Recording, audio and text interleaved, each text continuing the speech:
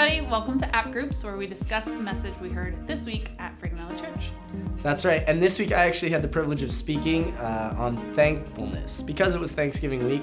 And I actually went the route of the opposite of thankfulness, which is complaining. So I want to read you a verse about grumbling and complaining. Philippians 2:14. Do everything without grumbling or arguing, so that you may become blameless and pure, children of God without fault in a warped and crooked generation. Then you will shine among them like stars in the sky. How many people do you know that do anything without grumbling or complaining, let alone everything? It's pretty rare to find somebody that just is happy to do whatever. It's like finding a dog. Yeah. They're just happy to do whatever. They're happy to see you. And it's difficult to not complain about things. Mm-hmm. A YouTuber I watch, Casey Neistat, he actually has an expression that complaining is the laziest thing a person can do.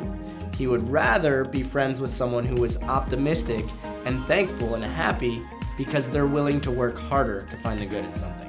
Yeah, it's because it's all about our attitude, right? Even the Bible even says to give with a cheerful heart, because God hates a not cheerful giver. It's like complaining undoes all of the good you're trying to do. If you give, but you're complaining about it, what's the point of giving in the first place? Yeah, it's like doing your job but complaining about it. I'm a big complainer. So this message really applies to me, and I need to find a way to turn off that complaining, because I've actually said jokingly to someone who they asked me to do a favor, I'm like, that's fine, I'll do it, but I'm gonna complain the whole time.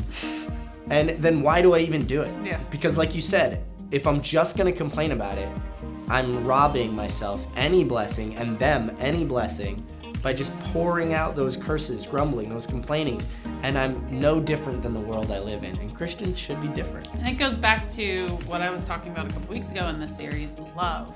Finding the love in every situation, doing it because of the person that it affects, or the people that it helps by doing it. You find the love in the scenario, and it'll be okay. It'll affect your attitude, and it'll affect them for good. And the truth is, as Christians, we should be able to find good in as many situations as possible, because God finds good in as many situations, in every situation God finds We good. were never called to live an easy life. That's right. By the way, Yeah. we often will complain as Christians because God shouldn't do this to me. Like, throw it in his face. Like, I go to church, I'm nice to people most of the time. God, why me?